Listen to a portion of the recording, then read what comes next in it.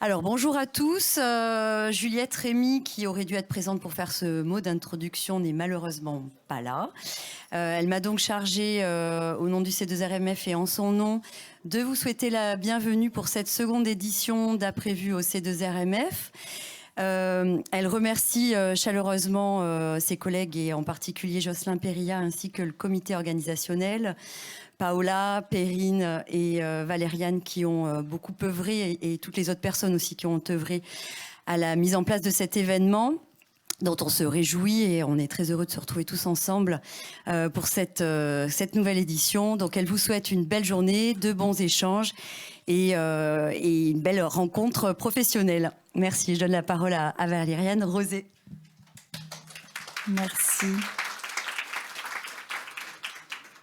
Oui, d'ailleurs, j'en profite si normalement Juliette, donc, qui est malade, mais si elle a quelques forces, elle nous regarde peut-être aujourd'hui, parce qu'il y a beaucoup de personnes qui nous suivent en visioconférence, pour espérer avoir une 3e édition du coup en novembre prochain. Alors pour ceux qui ne le savent pas, aujourd'hui ce sont donc des journées qu'on appelle Après-Vue au C2RMF. L'objectif premier était de pouvoir donner la chance aux nouveaux diplômés du master de conservation, restauration des biens culturels, spécialité conservation préventive de l'université Paris 1, la Sorbonne, de pouvoir présenter. Alors non, c'est pas une soutenance de mémoire, c'est vraiment une restitution. Donc c'est un travail encore plus difficile parce qu'ils ont moins de temps. C'est 15 minutes leur est accordé. Donc c'était vraiment une chance pour eux de vous rencontrer, de présenter leur travail. Et l'après-midi, vous le verrez, ce sera pour le coup des professionnels en conservation préventive, d'institutions ou indépendants qui vont vous présenter leurs recherches nouvelles ou en cours. Pour ceux qui auraient le regret, qui n'avaient pas pu suivre l'année dernière les journées, sachez qu'elles ont été enregistrées et elles sont visionnables sur la chaîne YouTube du C2RMF. Donc vous avez le petit lien juste ici. Donc toutes les interventions ont été enregistrées et restent visionnables. C'était juste pour vous montrer qu'on a la chance donc déjà d'avoir un auditorium qui est plein, mais également qu'il y a quand même du monde normalement en visioconférence qui nous regarde, que ce monde, ce n'est pas seulement la région Île-de-France, mais il y a quand même toute la France qui est bien représentée, même les DOM-TOM, et on a de plus en plus de personnes qui nous suivent à l'étranger. Donc là, c'est les chiffres normalement pour la journée d'aujourd'hui. Après, ce qui est intéressant de voir aussi, c'est qu'évidemment, on a beaucoup donc, de préventeurs, de restaurateurs et de régisseurs qui nous suivent, mais pas que. Il y a quand même beaucoup, vous voyez dans la colonne conservateurs chargés des collections, donc il y a beaucoup de directeurs d'établissement, des attachés de conservation, des conservateurs du patrimoine qui nous suivent. Donc on est plutôt flattés de voir que ce n'est pas seulement, on va dire, plus les personnes plus techniciens qui travaillent sur les collections, mais aussi les chargés de collection plus d'un ordre moral. Donc, comme je l'ai dit tout à l'heure, le programme va être divisé vraiment en 2 parties. Ce matin, on va laisser les étudiants, enfin ex-étudiants, les nouveaux diplômés s'exprimer juste après une introduction par Marie Courcelot, enfin une présentation sur la professionnalisation des étudiants du master. L'année dernière, on avait une présentation de Claire Bételu, qui est la responsable du master conservation préventive du patrimoine de Paris 1 la Sorbonne. Et cet après-midi, donc, ça va être plutôt ce qu'on a dit tout à l'heure, les actualités en conservation préventive. Il va y avoir une grosse session de présentation sur les personnes ici au C2RMF qui travaillent pour le service de conservation préventive, mais pas que, parce que je crois qu'il y a une intervention aussi plus côté documentation sur la revue scientifique Techné qui nous sera présentée. Et ensuite, ce sera des études de cas. On a la chance aussi aujourd'hui d'avoir une conclusion un petit peu différente. On a 2 invités d'honneur au premier rang, Marie et Denis. Et il y a une jolie formule qui a été trouvée, je ne sais plus si c'est Jocelyn ou Perrine, mais qui va être une conversation préventive. Voilà, pour terminer en beauté. Alors évidemment, je suis obligée de faire un petit peu une présentation pour ceux qui découvriraient ce qu'est Après-Vue. Donc Après-Vue, c'est l'association des préventeurs universitaires. Donc d'ailleurs, on a été rebaptisé l'année dernière. On s'appelle Après-Vue ETC ou etc. pour et technicien de conservation qu'on a désormais intégré aux préventeurs. Je me permets aussi, donc, dans les petites nouveautés, de vous rappeler ou de vous présenter pour ceux qui découvriraient que Aprévu a fédéré à XPO. Alors XPO, c'est une fédération des concepteurs d'exposition qui réunit à ce jour 8 membres actifs et fondateurs. Au départ, il y avait 2 associations de muséographes et 2 associations de scénographes. Nous sommes les petits derniers, on a rejoint seulement l'année dernière. Et avec nous, il y a aussi des associations, l'ACE, que vous devez connaître, l'association des concepteurs lumière, des éclairagistes, et 2 autres associations plutôt côté graphisme digital numérique. Donc le but évidemment de l'adhésion à cette fédération, c'est de pouvoir faire la promotion évidemment de notre métier, de nos spécialités, mais aussi de travailler ensemble sur des sujets communs, ce qui va être le cas dans 2 semaines, le 21 novembre, pour une première édition de rencontres professionnelles où là il y aura un workshop sur le thème de l'éco-conception. Toujours grâce à XPO, du coup, maintenant, Aprévu a la chance d'avoir un petit stand au CITEM. Alors, on n'est pas tout seul, on est justement avec eux intégrés. Et vous pourrez comme ça rencontrer des membres du bureau où je vous invite, d'ailleurs, là, c'est une invitation générale. Si vous êtes adhérent à Aprévu et que vous voulez participer au CITEM l'année prochaine, ce sera le 3 et le 4 avril 2024. Aprévu, donc au départ, il y avait des petits pots entre préventeurs qu'on a transformés en visites conservation préventive. Donc là, je vous mets un petit résumé depuis l'année dernière de celles qu'on a eues. Il y a eu les visites au château de Versailles, à l'église Saint-Eustache, au C2RMF, comme vous avez pu avoir d'ailleurs ce matin ou que vous aurez peut-être ce midi. Et la dernière visite était au musée au ex-musée des arts décoratifs, au MAD, tout près. Et c'est la chance pour les adhérents de pouvoir rencontrer les professionnels de ces institutions, de voir leurs installations techniques, de comprendre un peu comment ils travaillent. Donc, autre bouteille à la mer, si jamais vous travaillez dans une institution et que vous souhaitez accueillir de nouvelles visites, sachez que nos adhérents seraient évidemment ravis de pouvoir voir l'envers du décor. Ensuite, on travaille également désormais sur la participation pour des relectures ou participation pour les normes AFNOR. On a travaillé également avec les autres associations telles que la FFCR ou la FROA sur le questionnaire développement durable. Et évidemment, on travaille pour relayer le plus d'informations possibles sur le thème de la conservation préventive, que ce soit via le site web, LinkedIn ou la newsletter. Je vous ai rappelé en dessous le site Aprévu. J'en profite pour faire une micro-pub, ça apparaît vraiment minuscule et flou, donc je vais vous l'introduire.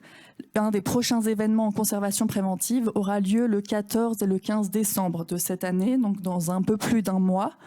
Ce sera un événement que vous pourrez suivre uniquement en visioconférence, qui aura lieu et au château de Chantilly et au château de Versailles, dont le thème va être donc la conservation préventive dans les demeures historiques. Ça va être un événement organisé par le château de Versailles et l'association des résidences royales européennes soutenue par le ministère de la Culture.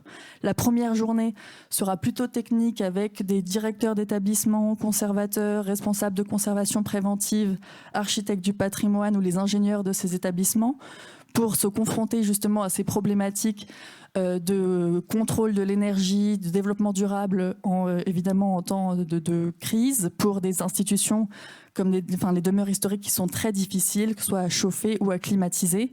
Et la deuxième journée qui aura lieu donc à Versailles sera plutôt scientifique et politique, parce qu'on aura des membres du CNRS italien, des membres de la Fondation des sciences du patrimoine, des ingénieurs de l'université Cergy-Pontoise et côté évidemment des représentants du ministère de la Culture et du Conseil de l'Europe. Voilà, donc c'était tout, c'était une petite introduction et je vais laisser du coup la parole à Marie. On se passe le micro. Ah oui, là, les remerciements, je les ferai plutôt, je me suis dit à la fin. Comme Juliette n'est pas là, je remercie déjà Juliette, parce que c'est grâce à elle, Juliette Rémy, donc conservatrice du patrimoine, qui est responsable de la conservation préventive ici au C2RMF, qui nous permet de nous retrouver tous aujourd'hui. Merci Valériane.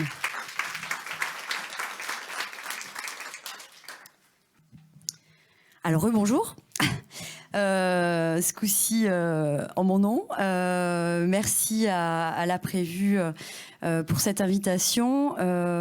Donc, moi, je suis ravie évidemment d'être parmi vous. Je ne vais pas refaire les remerciements que j'ai faits pour Juliette, mais évidemment, ils sont aussi toujours valables pour moi.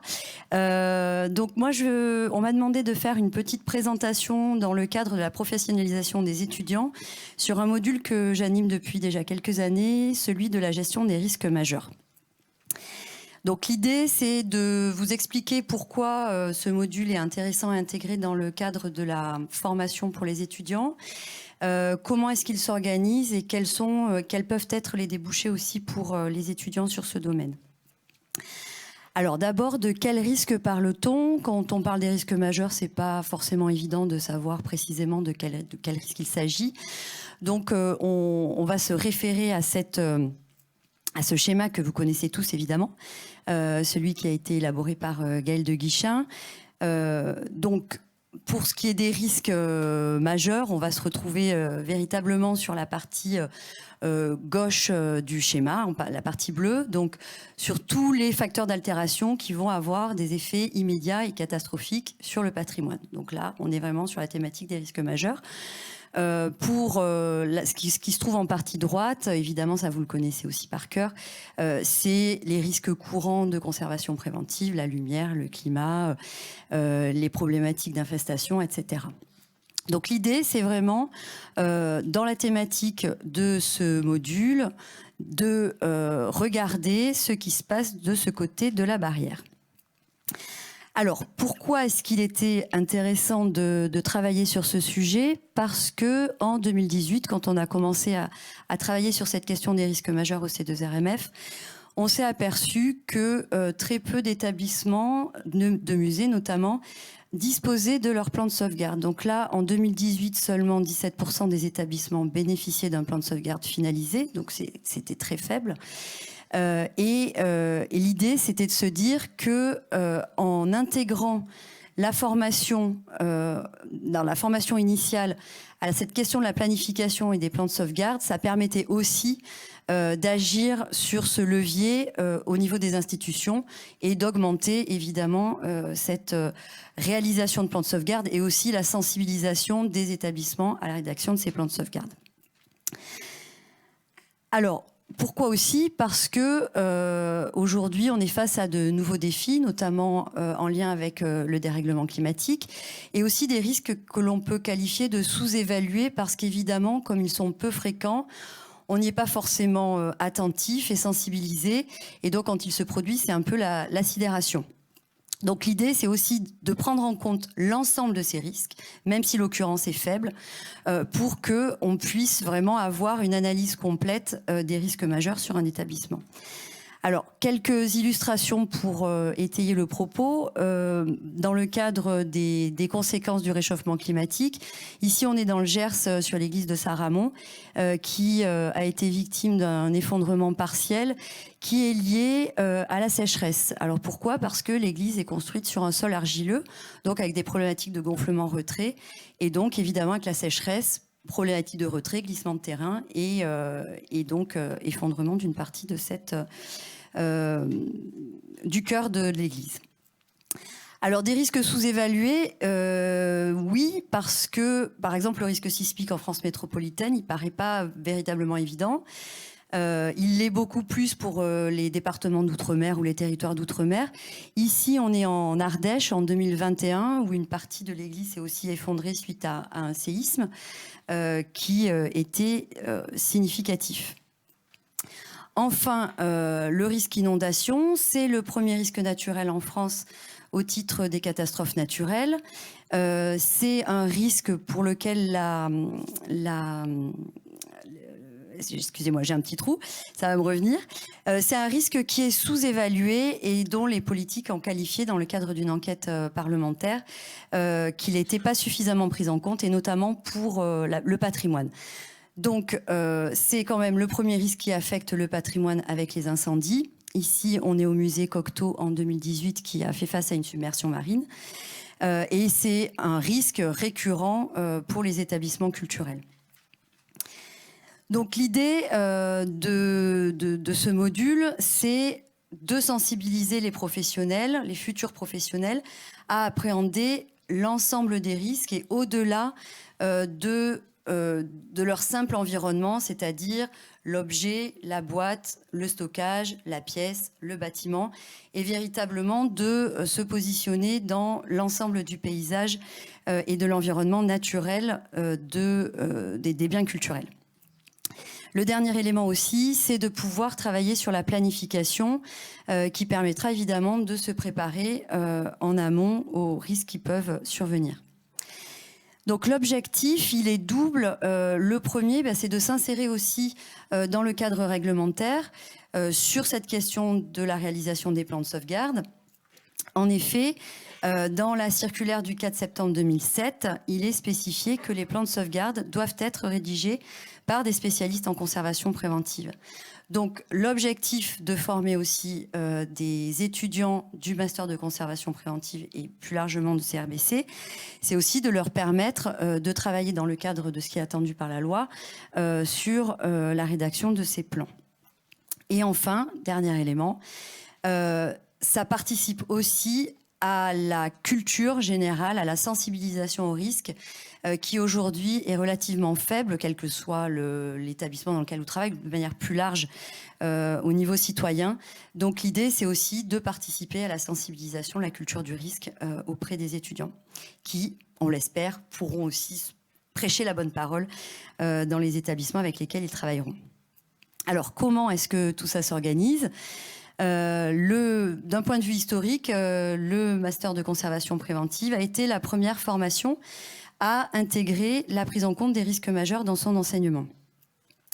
En effet, à l'origine, c'était Éléonore Kissel qui dispensait cette formation, 1 heure dans le cadre du master professionnel.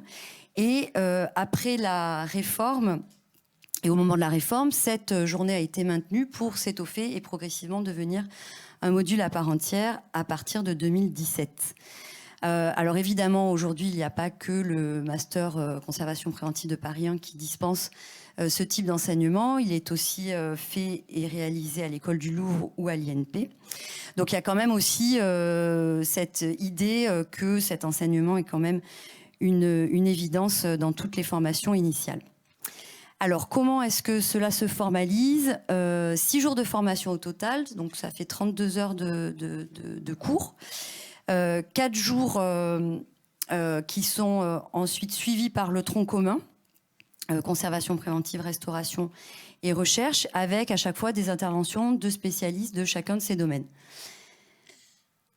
Alors, pour la spécialité conservation préventive, il y a 2 jours supplémentaires qui sont dédiés aux inondations et à la gestion de crise, avec des interventions de spécialistes. Donc, on va avoir des hydrologues, des spécialistes en prévision, prévention du risque inondation.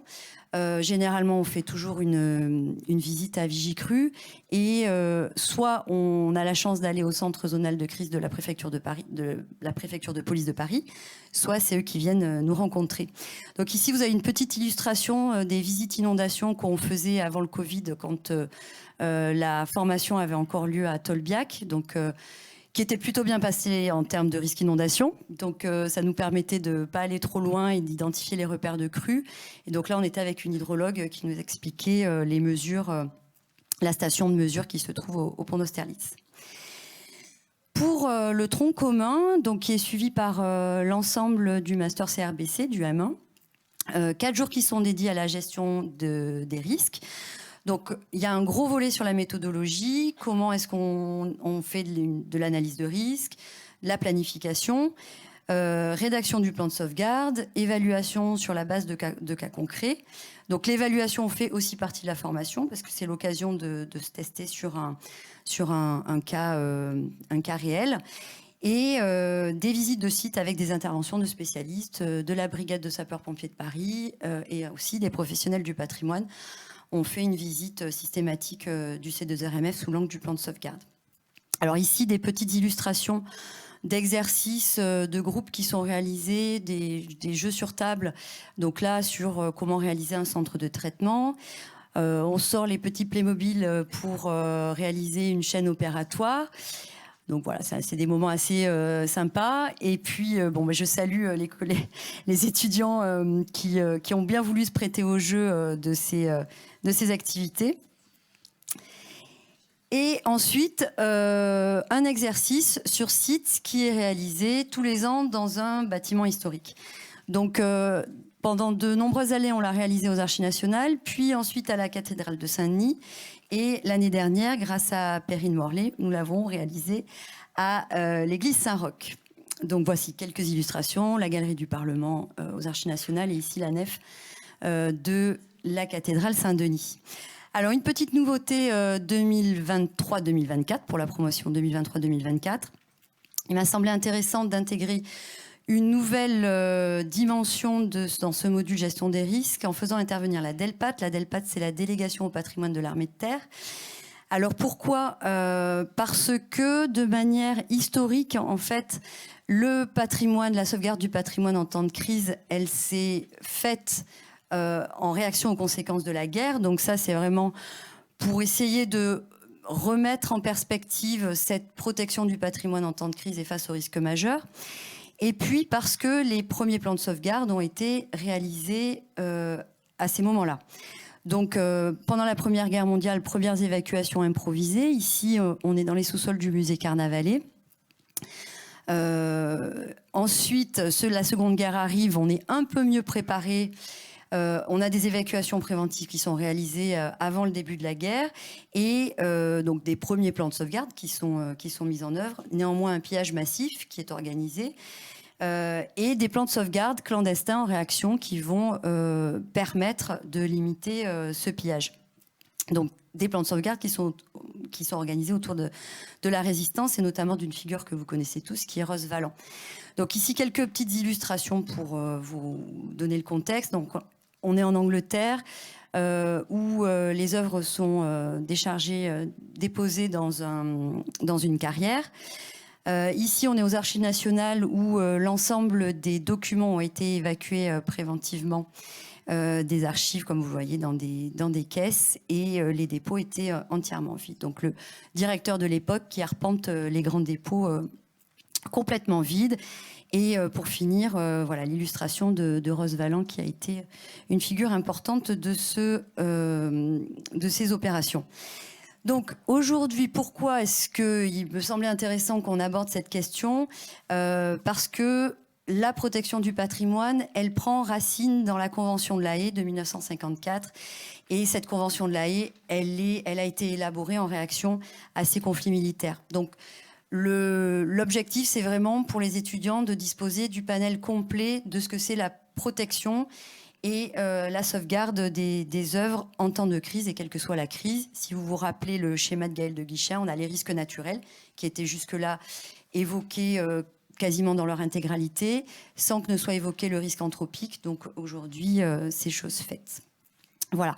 Et enfin, on peut aussi s'inquiéter du contexte géopolitique actuel et de se dire que ça permet aussi de travailler sur un sujet pour lequel on n'est peut-être pas non plus forcément préparé.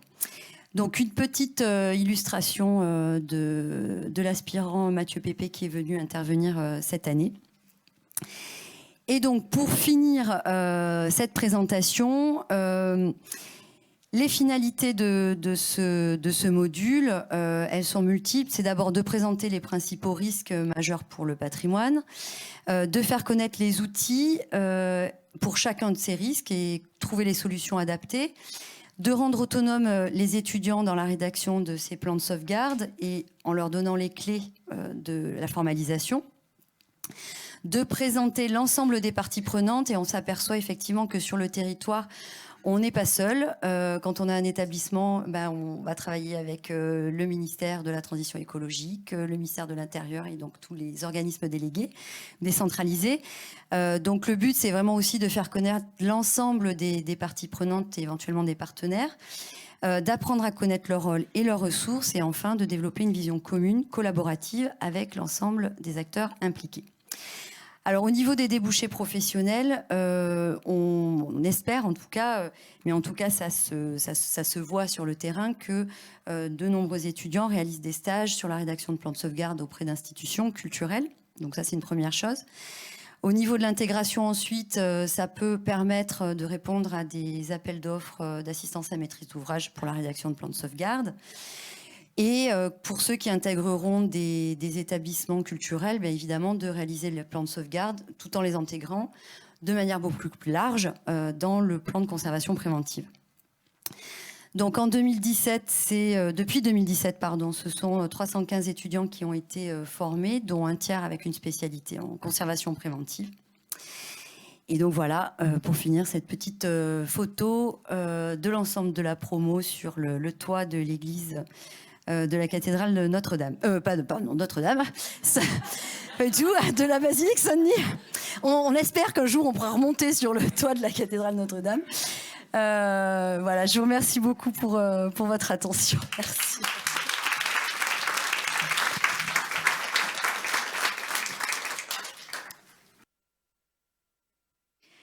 Merci Marie. On va maintenant laisser la parole à Eugène Justine, régisseur, chargé de conservation préventive, vice-présidente du musée de l'écorché d'anatomie, le Neubourg. Merci. Bonjour à tous et à toutes. Comme mentionné, je m'appelle Eugène Justine. Je suis diplômée donc, du master en parcours conservation préventive à l'Université de Paris 1. Aujourd'hui, je vais vous présenter mon sujet de mémoire à propos du musée de l'écorché d'anatomie du Neubourg et la mise en place de mesures de conservation préventive et du projet de déménagement des collections. Pour commencer, quelques petits mots sur le contexte. Le musée de l'écorché d'anatomie est un musée municipal de gestion associative. Il a été fondé en 1995 en réaction à la fermeture des entreprises Ozu, qui se situaient sur le plateau du Neubourg et qui sont les entreprises historiques du docteur Ozu et qui ont produit notamment ces célèbres modèles d'anatomie classique en papier mâché. Et la fermeture des entreprises, c'est le risque pour la localité de se voir amputée d'une partie de son histoire et de son patrimoine local. Donc, en réaction, le musée est fondé grâce aux dons du directeur des entreprises de spécimens d'anatomie classique en papier mâché qui constitueront finalement la salle d'anatomie humaine. Et un second don en 2002 du successeur des entreprises qui fondera la salle Faune et Flore, qui est, elle, plutôt constituée de modèles en plâtre et de planches pédagogiques.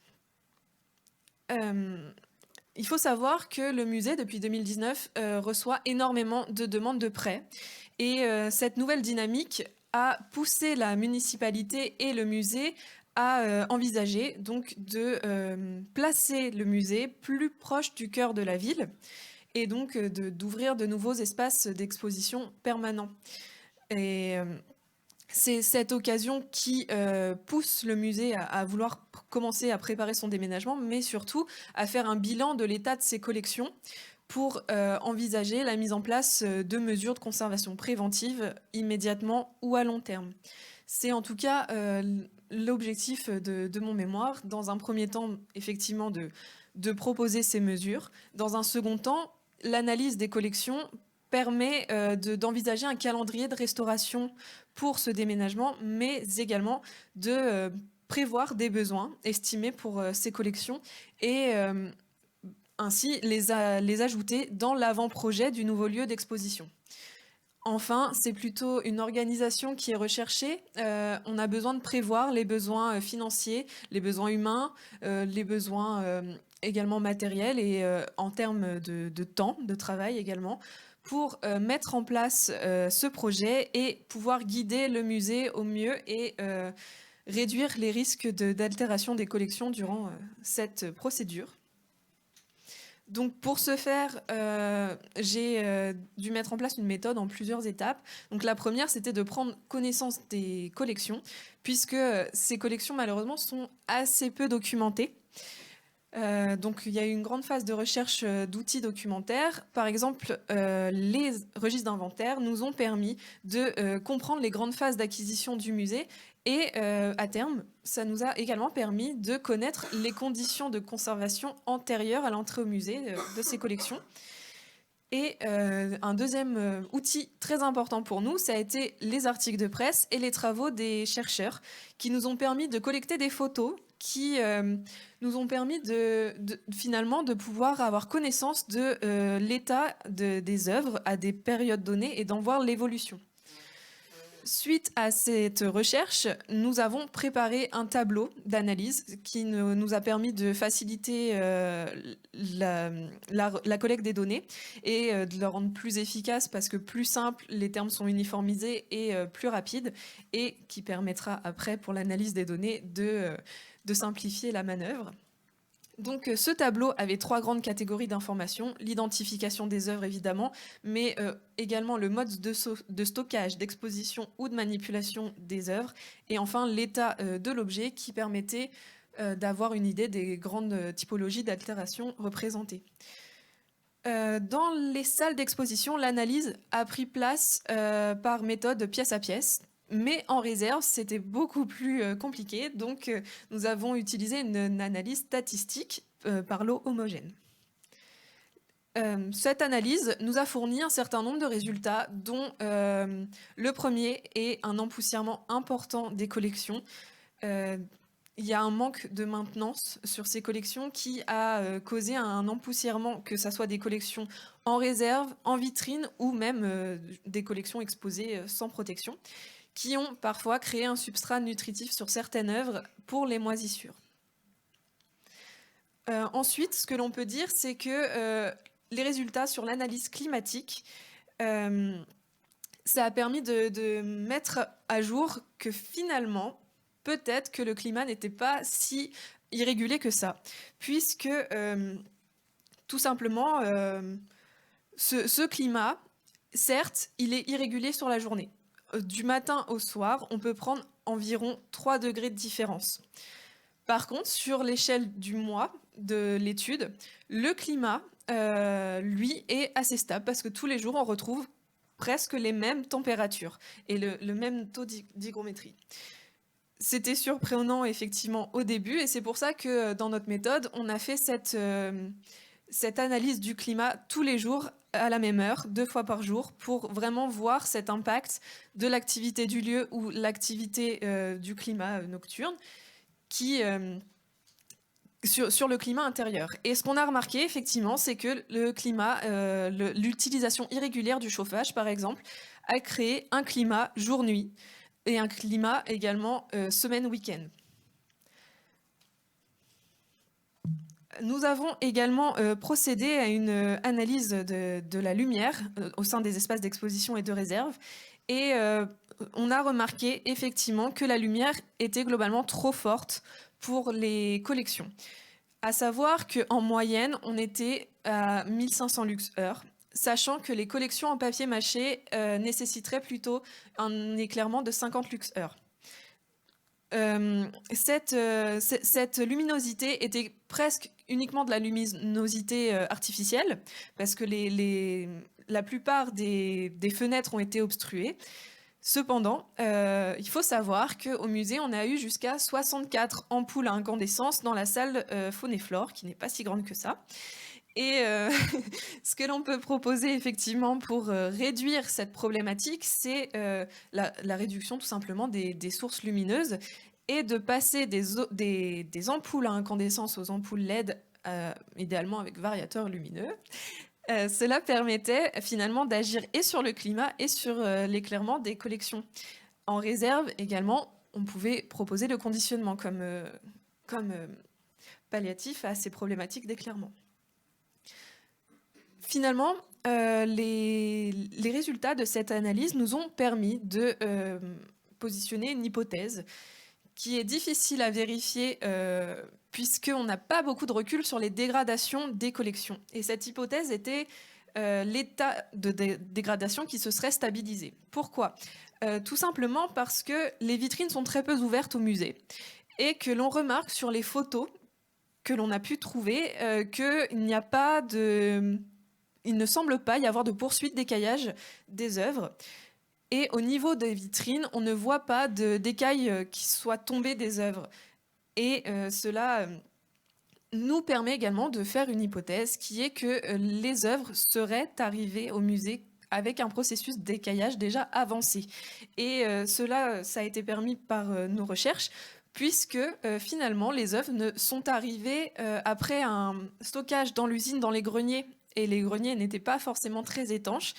Et également, ils ont passé après une période dans la grange de l'ancien directeur du musée, avant de pouvoir avoir un espace d'accueil au sein du musée. De façon générale, cette étude, c'est pour le musée une occasion de repenser sa façon d'exposer. Mais par contre, pour le nouveau musée, c'est difficile de proposer déjà des mesures de conservation préventive puisqu'il n'est pas encore terminé de restaurer et n'est pas parfaitement étanche pour l'instant.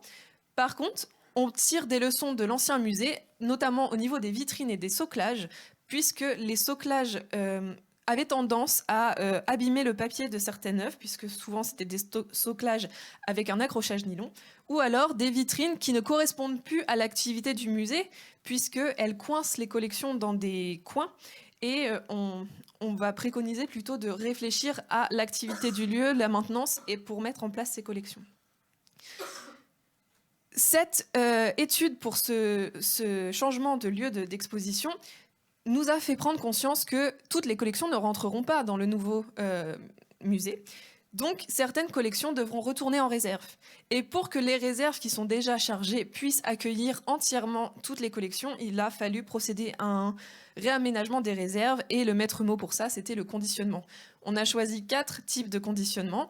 Les œuvres sur socle avaient reçu une housse de Tyvek qui leur permettait de réduire l'éclairement et l'empoussièrement, tandis que les œuvres en papier mâché, qui étaient de petite taille, eux, seront conditionnées en bac gerbable avec une couche de papier de soie pour permettre d'absorber les chocs climatiques à la place de l'œuvre.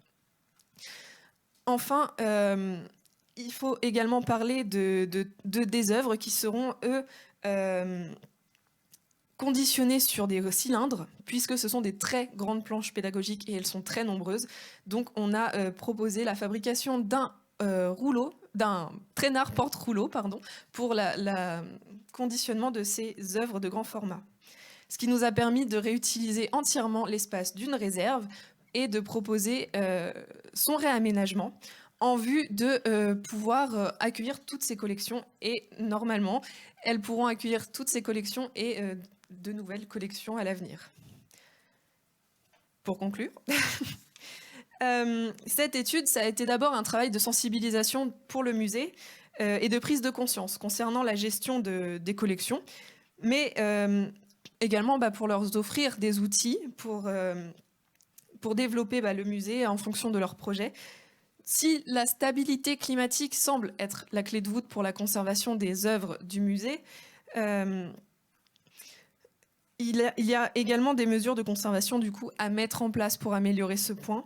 Cependant, puisque notre étude n'a duré qu'1 mois, elle n'est pas représentative de tous les climats saisonniers du musée. Et donc là-dessus, ça représente une limite. De plus, il faut savoir que ce déménagement, ce projet va créer un nouveau défi pour le musée puisque les réserves vont être séparées du lieu d'exposition. Donc, pour le musée qui n'a qu'une seule employée, cela pose peut-être problème sur la gestion de ces réserves, et d'autant plus que les réserves étant situées haut dans le bâtiment, les œuvres de très grand format ne pourront pas réintégrer les réserves, ce qui engendre une gestion des réserves multisites à l'avenir. D'un point de vue personnel, cette recherche m'a permis de mettre en pratique et de manipuler les connaissances acquises durant la formation, évidemment, mais aussi et surtout de m'être construit un réseau professionnel, puisque j'ai pu collaborer avec des collègues très supportives. Et à long terme, ça me permet de prendre part à des projets de long terme et de les voir de l'éclosion jusqu'à la réalisation que j'espère en tant que bénévole du musée de l'écorché d'anatomie du Neubourg.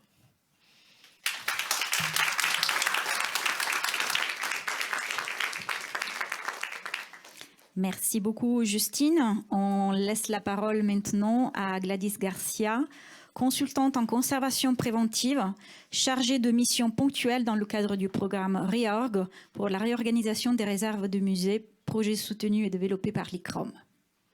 C'est bon, vous m'entendez? Donc, je vais vous présenter non pas mon mémoire de recherche, mais le stage que j'ai effectué à l'ICROM pendant 3 mois, sous la direction de Gaëlle de Guichin, et le travail que nous avons mené sur la méthode REORG. Mais je voudrais d'abord remercier le C2RMF, Aprévu et Jocelyn Perria pour l'organisation de cette journée. Pour commencer, 90% des objets de musée sont en réserve. En 2011, l'ICROM et l'UNESCO ont organisé une enquête internationale sur la situation des réserves de musées dans le monde, auxquelles 1490 musées ont répondu. Les résultats montrent que 60% des réserves de musées dans le monde font face à des situations problématiques, et ce, sur tous les continents. Nous imaginons les réserves de musées comme cela, mais elles peuvent être comme ceci, ceci, ceci, ou encore ceci. En 2011, Gaëlle de Guichin, en s'appuyant sur 40 années d'expérience professionnelle, a développé une méthode nommée REORG. La méthode est une réponse au problème de désorganisation de milliers de réserves dans le monde. Depuis 2011, grâce au soutien de l'UNESCO, l'ICROM s'est attaqué au problème dans 30 musées de 19 pays différents. Et la méthode correspond à 4 aspects que je vous présente tout de suite. Le bâtiment et l'espace, le mobilier et l'équipement, la gestion et la collection.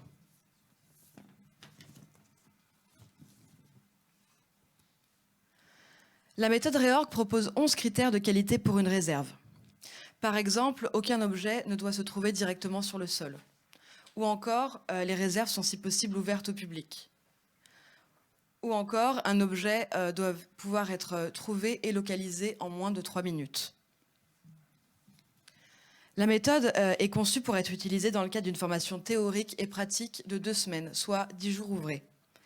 La formation s'adresse à une équipe de 20 à 30 professionnels de musées ayant eux-mêmes une réserve à réorganiser. Elle se déroule dans un musée hôte dont le département réserve nécessite d'être réorganisé. À la fin de la formation, les réserves sont réorganisées selon ces 11 critères de qualité. Je vais maintenant vous montrer des exemples de réserves avant et après un réorg.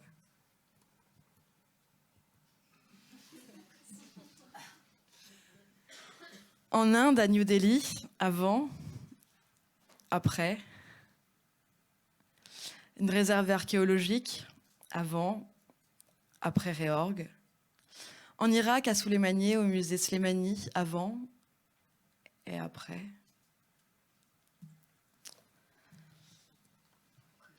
Mon travail a eu plusieurs objectifs.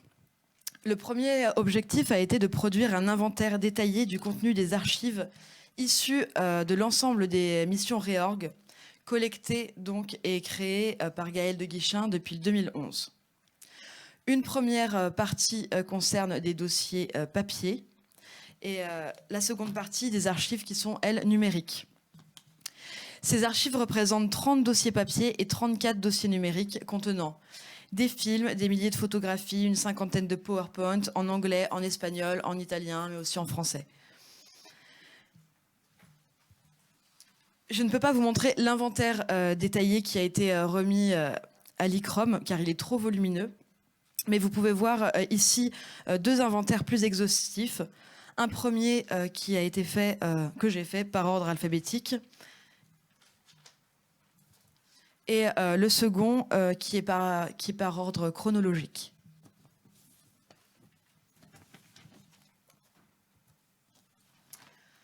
Le deuxième objectif a été de créer un kit d'enseignement de la méthode REORG en français. Donc, nous avons défini pour ce kit de créer des dossiers, le premier correspondant au coordinateur qui organise un cours REORG, à l'enseignant qui donne le cours REORG et au mentor qui animera le cours réorg.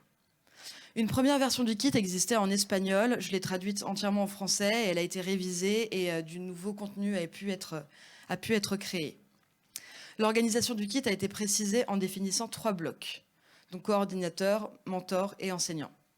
Et chaque bloc a été conçu pour les guider à travers les différentes phases. Comme vous pouvez le voir sur le schéma suivant, un cours réorg suit un ordre chronologique d'étapes sur 10 jours. Nous avons par exemple la préparation en phase 0, qui se fait par un coordinateur. Ensuite, le cours, sur 2 jours, un cours théorique en phase 1 par un enseignant. Et par exemple, le suivi, phase 6, par le coordinateur qui s'occupera de faire des archives et PowerPoint de l'ensemble des photographies qui ont été prises, des données, communication avec la presse, ou de réunir les remerciements des participants ou des professionnels des musées. Le 3e objectif a été de créer un manuel d'utilisation du kit d'enseignement de la méthode réorg. Donc, manuel qui est ici. Malheureusement, je n'ai qu'un exemplaire, donc si vous souhaitez le consulter dans la journée, n'hésitez pas.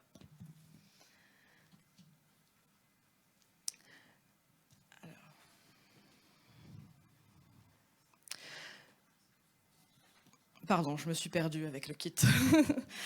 Donc, pour chacun des blocs destinés à un usager, pour ce kit réorg, donc le guide détaillé des différentes phases du cours. Pour chacun des blocs destinés à un usager, un dossier numérique a été créé. Celui-ci est divisé par phase, comme j'ai pu vous le montrer dans le schéma suivant, et accompagné d'un sommaire détaillé. J'ai mis un exemple d'un sommaire détaillé avec, par exemple, un contenu de cours. Donc, en phase 0, le coordinateur qui doit s'occuper d'organiser la salle et de prévoir le matériel pour la salle. Il y a un PowerPoint avec comment préparer la salle de cours selon un modèle défini et une salle idéale, entre guillemets.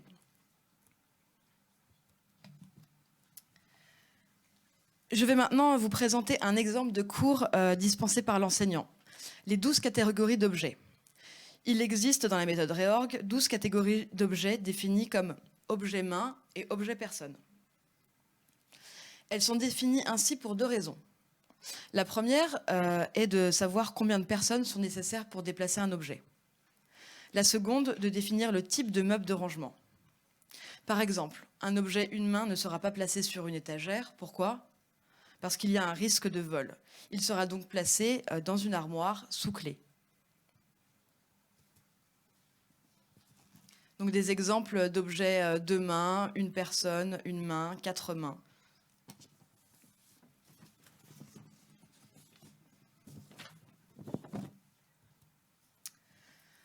Concernant les conditions d'utilisation du matériel. Ce kit a été remis le vendredi 14 juillet aux archives de l'ICROM qui en a la propriété intellectuelle, remis en même temps que l'ensemble des archives de Gaël de Guichin qui en a fait don à l'ICROM. Pour avoir accès gratuitement à ce kit, il suffit d'en faire la demande aux archives de l'ICROM qui le remettra avec un accord signé par écrit auprès de l'archiviste de l'ICROM, Maria Mata Caravaca, qui était également ma tutrice de stage. Et avant de conclure, je vais vous montrer une courte vidéo d'une fête finale au musée Josse. La population s'est réunie dans la rue et fête la sauvegarde de leur patrimoine. Ah oui, il faut sélectionner, c'est ça. Hop.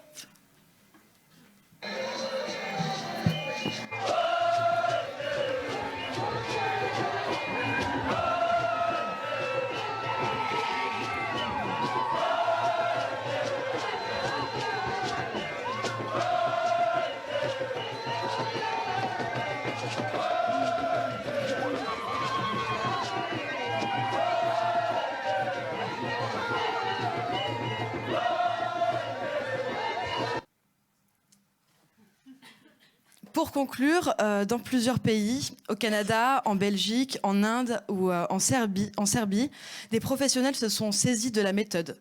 C'est le cas tout récemment de la Pologne, où un groupe de professionnels ayant participé à des cours de formation réorg termine de traduire le kit que nous avons créé avec Gaël de Guichin durant ces 3 mois de stage.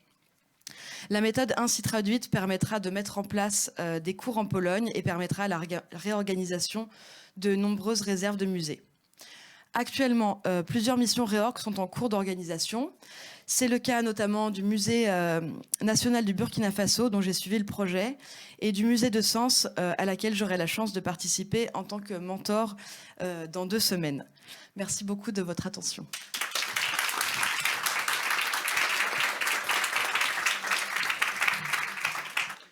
Merci beaucoup Gladys. Maintenant, nous laissons la parole à Chloé Gaudin, conservatrice restauratrice spécialité peinture. Ah, c'est la pause. Il n'y a pas la pause. C'est pas indiqué la pause. Ah oui, la pause. C'est la pause.